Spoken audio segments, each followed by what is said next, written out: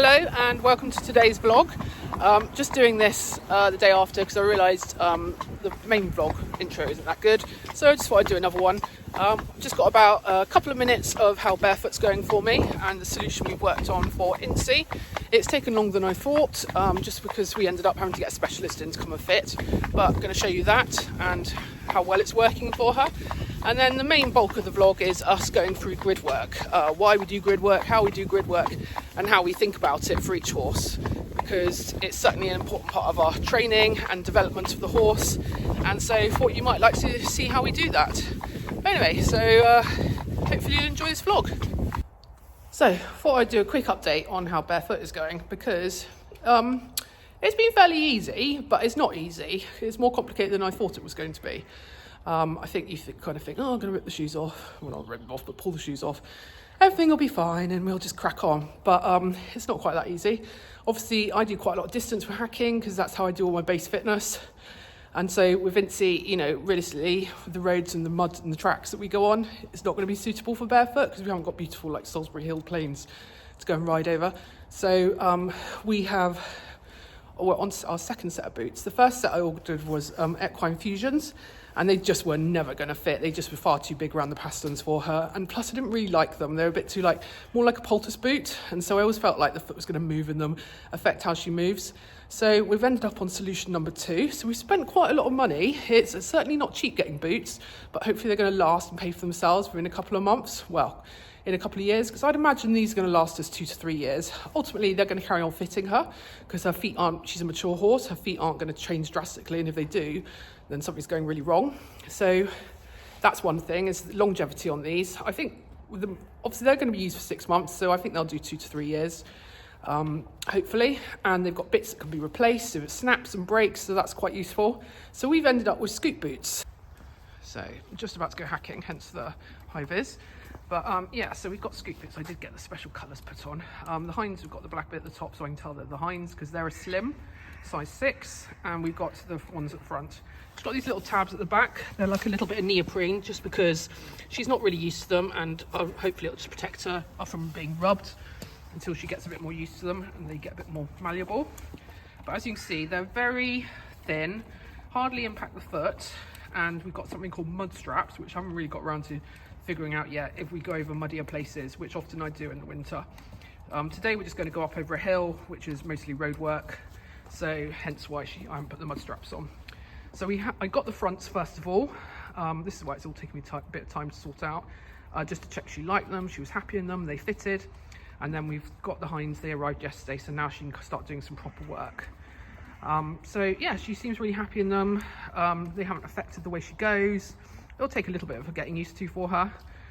She's knocked over her chaff, so hence why she's eating off the floor rather than just being me feeding her from the floor. And yeah, so quite pleased with them. But we got a professional fitter out to fit these because they do need to be not tight but snug. And so I didn't want to get the wrong size because otherwise you're sending things backwards and forwards, and plus it's a complete pain to get them, because to try them you have to make sure the environment's clean, wrap her in plastic bag and then put them on a towel. But yeah, so finally all sorted and she can go off. I think they look pretty snazzy, don't they? Doesn't she look beautiful with her marine colour and her high vis? So yeah, that's where we are with them. Fingers crossed they'll do the exact job that I want them to do. In the winter, obviously, you spend a lot of time in the arena, competing, not on grass, so just doesn't need shoes. And her feet look pretty good and tidy at the moment. We're nearly out of the shoe holes, so that's pretty good. So that'll help the feet just carry on getting tougher and tougher now the holes are nearly out. And on the whole, pretty pleased with how that's going. So, but yeah, it hasn't been cheap. And it hasn't been that easy. As I said, we've paid for a professional to come and do it because this is all completely new. I could measure and still get it completely wrong. So very good service from Sally Bell. And yes, as you can see, she'll don't look too bad, do they? And you can see how she's just wandering around pretty normally.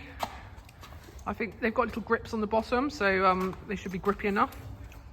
And yeah, we'll test them out properly today doing hill work. So today we've borrowed this lovely arena again, and we are doing grids. So one of the things that's driven me absolutely bananas over the last couple of weeks is people doing grids on YouTube, and they are just not educational. They're coming off one rein, same grid every time, and the whole point of grids is it's about the athleticism of the horse and improving the jump, improving the way they go, improving the way they land, and stopping them expanding, etc. So each horse will have a particular plan. When we set up a grid, each horse will have a plan. So we've got one set up here. This is particularly designed for Insti, who we know is quite wild at this time of year and has no discipline in the way she goes. She will expand, she will compress, she will shorten, she will not stay relaxed in between.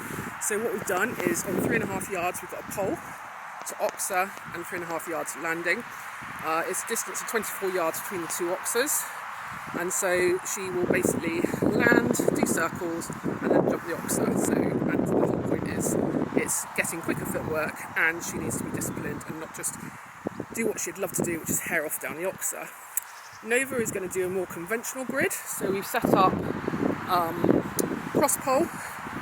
I've built it on 7 yards, so I've shortened it purposely. So then he has to be athletic and quick in front. Can't just come on a regular stride where it can be a little bit flatter. It's on a short 2 strides then, so I've built it on 11, so it's not hugely short. 10 would be even shorter. So it's going to be an oxer, and then on a 7-yard distance to upright. So the point is, the cross pole keeps them straight. They then got an upright to be athletic. 2 strides where they can then rush or be slightly lose the canter a little bit to the oxer, which gets them basculing nicely, and then they have to be quick to land and pick up and be sharp in front. So that is the point of this grid. It will be done off both reins because that is driving me bonkers, and as I said, we've purposely put this together for each horse. So Inti will do the conventional grid as well because it won't do, because this is built especially for help her as well, because she loves to expand down a distance and she's got a great big long stride, and then sometimes she's not sharp as in front as I'd like her to be. So anyway, got... So we'll see 2 very different horses. Yes. Because this one's little and a bit short striding, so you always have to be moving a bit in your distance, and yours is massive and big striding. Yeah. So you always have to be moving.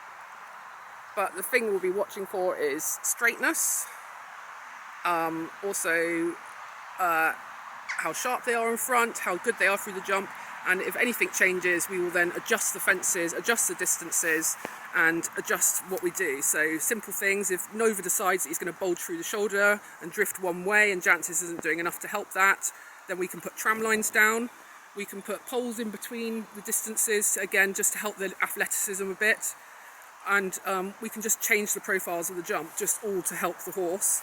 It's one of the reasons you can't really share grid work lessons, because each horse is an individual, and you're there purposely to do each horse.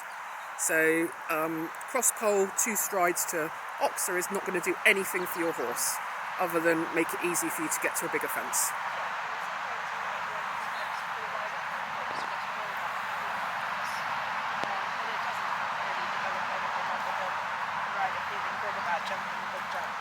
Yeah, which we all like doing sometimes. Yeah, because it makes life easy.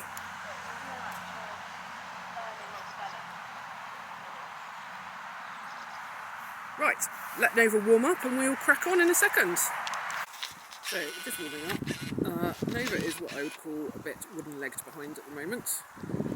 So, Inti does the same thing. They come out, they've got very good natural canters and a very good hind leg, but they just come out a little bit wooden-legged, and there's not huge amounts of flexion from the hock, just because they find this canter really easy. It's a bit of a lob, and it's harder work to have to flex your hocks to get sit underneath. So traditionally I would do transitions, and it would be interesting to see what Jancis decides to do.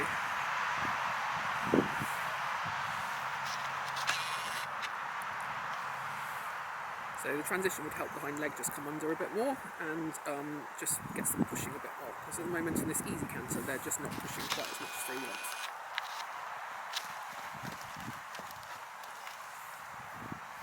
Another thing you can do is backwards and forwards in the canter, so that works really well, because then again they have to push, and so they just then stop the slightly wooden canter where it's just not really going anywhere or doing anything, and you haven't really got the hind leg.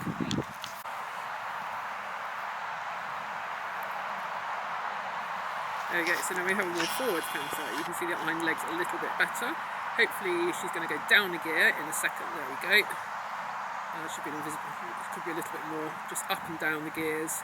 And there you go. You can see the flexion in the hock a lot better. And he's now going to have a better canter to jump out of. Easy peasy. So because he's an experienced horse, we can stick the ups up pretty much straight away. We also, if I had a young horse, I wouldn't have the second part up. It's quite so quickly. So straightness.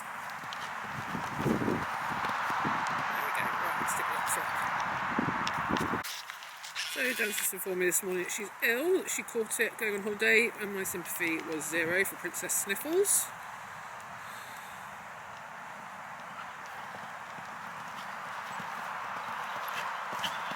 She'll have to ride forwards more next time, because that's a shorter distance. Hey girl, I need someone to love, someone to hug, someone to love, someone to hug me. Yeah. Life can be short and sweet. You're the key, yours to be. Life can be short and sweet. Oceans deep, running free. Where you going? I'll be going. I'll be rolling, just like I do. You're my calling, you keep me storming, just like you do. Just like you do. Just like you do.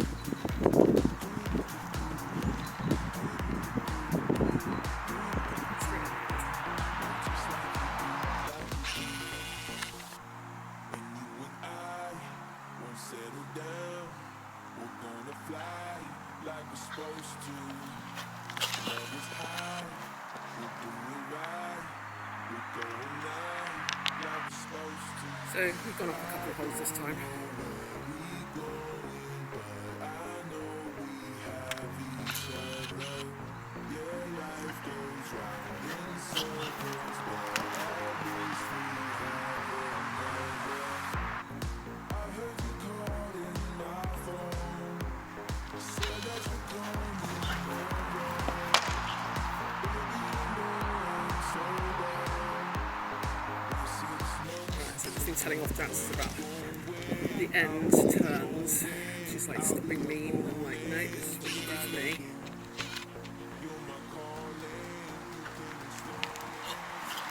Oh, it's too bright.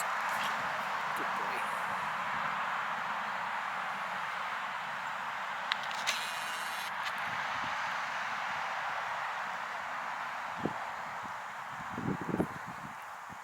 It's a bit feisty. He likes a bigger jump rather than your wimpy ones.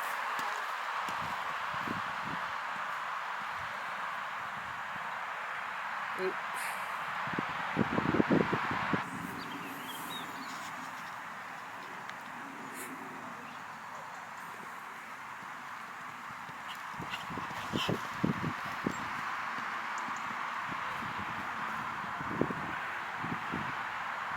Well, she hasn't done the exercise at all how it's supposed to be done, because she's just wanged it down there. Just saying, you've completely defeated the point of the object. You just wanged your way down there.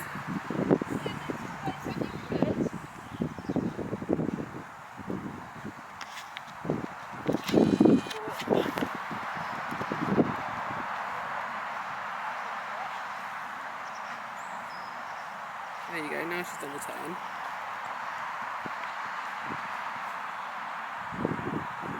Not a very good turn at the end. Oh, you're definitely going to get used in the webinars. No, this isn't Caroline doing. Yeah, this is going in the webinars. I know.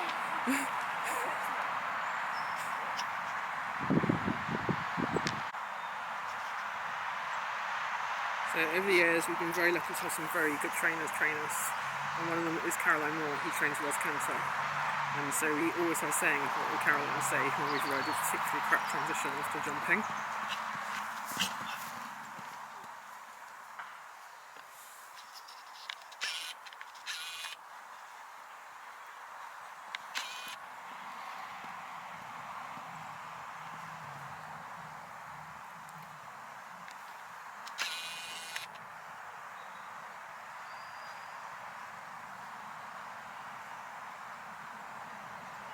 And especially in the winter. and she's quite wild in the winter. She's better with 24/7 turn out, which we can't do in the winter, and you know that, and a lot more work, which I also can't do in the winter because I work full time. So she did her work yesterday, and she was very jolly. This is going to make her very jolly. So that's my caveat. She's the same every year. She's managed very carefully. Strap yourselves in because this could be Yeah, entertaining. it's not going to do any good for my back, but she gonna might be really- surprise me. It's probably going to be really boring now. She's not going to do anything. Right, so we're starting with simple grid as we did in over cross pole to upright.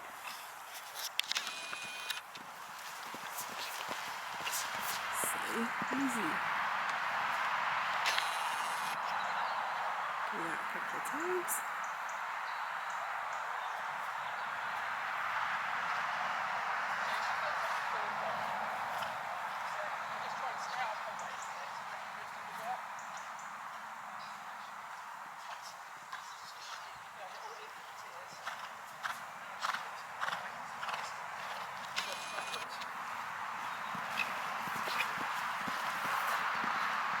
Very easy. Okay, so we've popped the oxer in.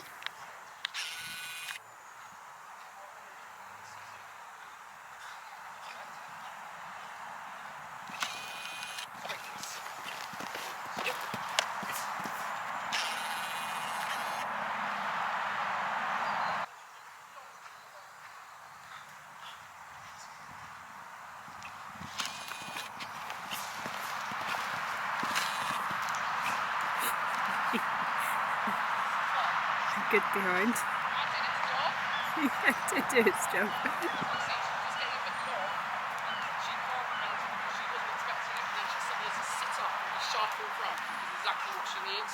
Yeah, and she was really good behind as well. So she's a little bit of a devil for just having a casual upright behind, isn't she?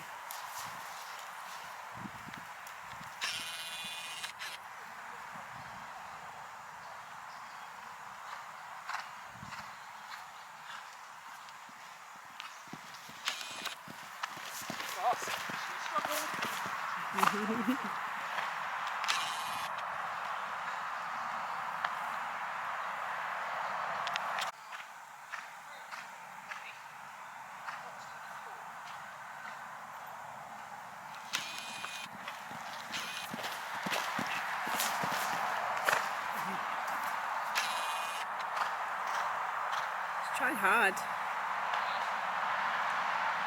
That's a tough gig for her, isn't it? Yeah, that's where she does find it hard, but she's Just tried. because she just has to use her athleticism and body just to rock herself back. And that's good for her because she doesn't always bother. No, she doesn't. And she is so athletic and so capable. That's why sometimes she's a bit frustrating. Do you want it with the ground line out? But to be fair, she's jumping it well. She's jumping really well. Yeah.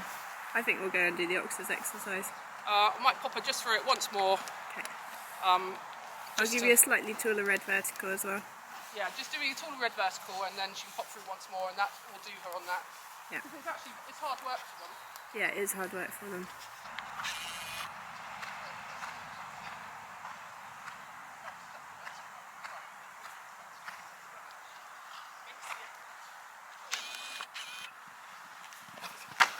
Loosely. So good girl. Oh, she's telling me off for doing crap turns up there. I would go down that again and do a better turn at the end. Yeah, I need to like a very athletic horse and get away with it. Right, better turn.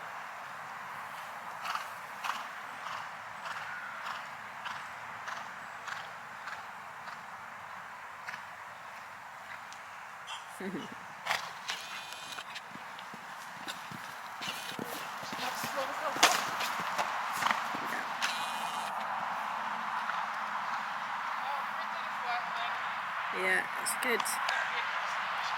The hind end. So I thought I would voice this over just to add a bit of context and things to it. So this is an absolute classic example where the rider discipline is absolutely rubbish. So I've come completely round on the wrong leg.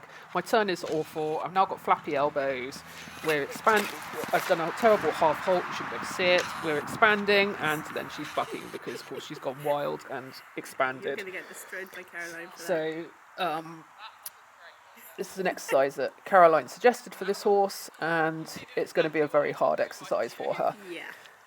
When we you say need to, discipline, work on the we don't discipline mean of the in circle disciplining the then. horses. I think there's so many different ways you can talk about discipline. Uh-huh. And we actually mean within the riders having their own personal discipline, and that's that Yeah. your training should be consistent, it should be as correct as possible, and that you do this day Yeah, in, and day Caroline said out, transitions so as the horse well, learns which good might be habits. within the Because in pace, training, you're either or training your might horse actually just or you're make it back untraining your horse. And in trot, that particular canter. moment, I was doing an absolute classic of untraining my horse because I was just letting her wang round the corner on the wrong leg and not in a good balance. So that was a really great example of how not to do it. So this time I'm coming from the other direction. So I have a good canter in, so we have a good jump. And then she is cheeky anyway this time of year, and she thought she was going to go on straight, so to turn the circle. And then my canter's wrong into that fence. So my canter should be shorter and rounder with the horse through a bit more.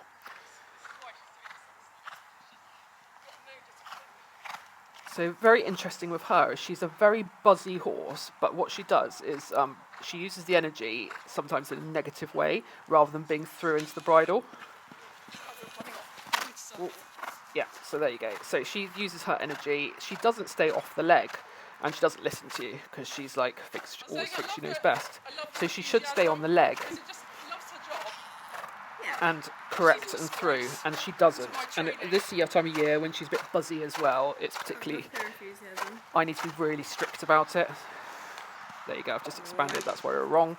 Wrong canter, should have held. And when I say hold, it should be even contact in both reins with just a bit more pressure. You see, you undid all your good training by then just expanding to it. That's Jancis very points out there.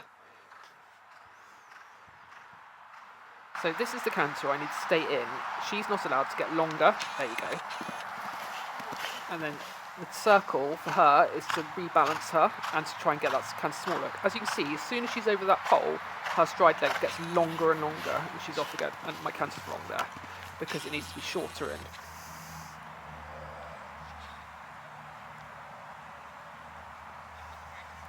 This is a great exercise for us. It's like really hard. But that's the whole point of them, isn't it? You don't need very complicated stuff for it to be a really useful exercise for the horse you've got in front of you. There you go, I'm telling myself I'm going to be strict. Well, I should have been strict at the beginning. And this is what I mean about rider discipline. It's not about being horrible to the horse or in any way. It's about you being really strict and having high standards. And my standards were not very high. There you go. So this is where she gets behind the leg and is not off it. So I walked canter for her is quite easy, especially with the amount of energy she's displaying today. But because she's not off the leg, she's then slow to react. And this is where she needs to be off the leg all the time. Still not quite the right canter. And then, as you can see, she's just sitting on that right-hand side in that turn, and I need to be stronger through my right leg to make her sit up and leg yield her across, so she's not just collapsing on that right side.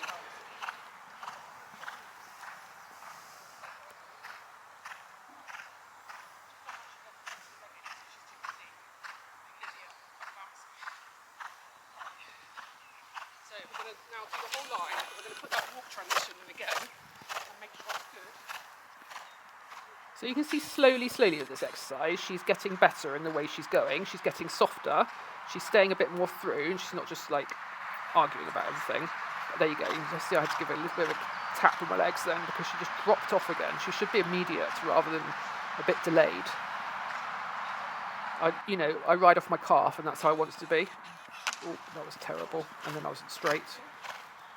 And that was a pretty terrible circle. I don't know what I was thinking in my mind, but this is where I mean, rider discipline, you should be like thinking ahead and making everything good. So there you go. I was actually disciplined with myself and not just going to come off that turn.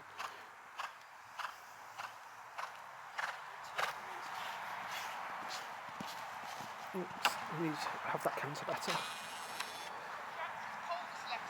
And that's a terrible landing. You just let my reins go and I'm meant to Catching. walk. I should have actually done some flat work on landing. I need to sit and wait more on that stride, don't I? Yeah, because you come off the last quarter of the circle and you just go with your elbows. I need to. What I was just explaining. She gets very bouncy and then she drops off the leg. So I need to be really strict on that. Yeah, but don't go with your elbows, because that's what you do. Yeah. And then you expand. Right. So still elbows to my body. Soft elbows. Quiet hand, and just keep the same. What canter you've got on the circle, keep the same. Yeah. She can jump an 80cm oxer without expanding.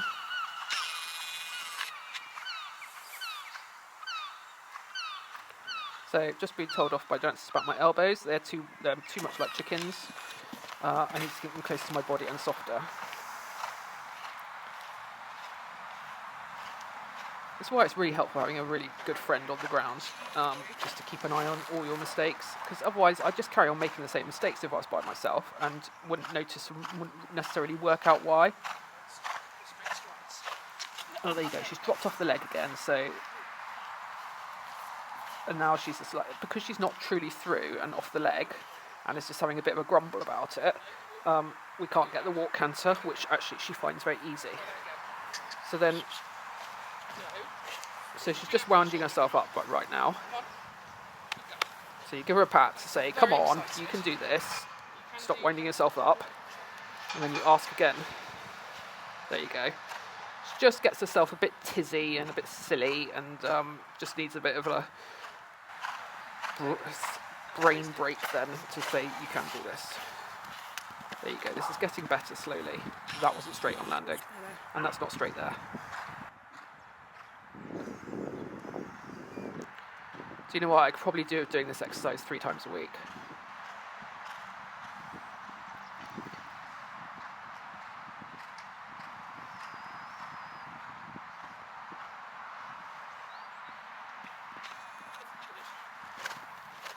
But there you go. It's getting better. Oh, turn could be a little bit better, but as you can see, she's getting more and more through, more and more off the leg, and you saw me take the pull. The one. But yes, it's slowly getting there. That is a really, really hard exercise for me. Like, it literally shows up all my faults. Caroline did say it would be a good one for you, and she was right. Yeah, I find that really hard because she's got to be in front of your leg, through and good into the bridle, and stay true and easy. And then I've got to be really good for my body and not like fall into my terrible crap habits. And then of course I've got to get to the pole correctly, so I've got at least to be straight. Can't just come off a rubbish turn. So yeah, that is such a simple exercise to set up and really hard. Yeah, all you need is 2 oxers, some poles. You don't need to raise them, just raise them because then it stops them rolling if they do touch them. And it's only what, 80 centimetres? Yeah, it's 80 centimetres, so you don't need big jumps. As you can see, she's having I said she isn't jumping the fittest at the moment, because she's it's not even January yet, and the event season doesn't start till, well, it's probably not till No, you April. don't want to be doing too much. But yeah, it's a very good exercise for her, because again, on the circles you can see she sometimes doesn't sit up on her turns, and when I say sit up, I mean it's true and even through her shoulders and her back end. She'll like be a bit twisted, or she's not holding herself up with her core. So what happens is you feel like she's dropped you slightly, she's dropped your seat very slightly. That's what I mean by not sitting up.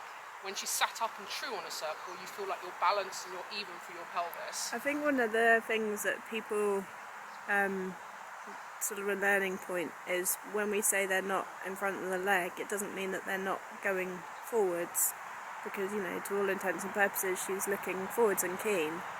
It means that they're not right there on your aid and straight and, like you said, upright in their balance. Yeah, so when they're truly in front of the leg, effectively on that circle, I should be able to walk, trot, canter, and hardly use any aids in my hands. It should just happen off the leg, and that's not going to happen.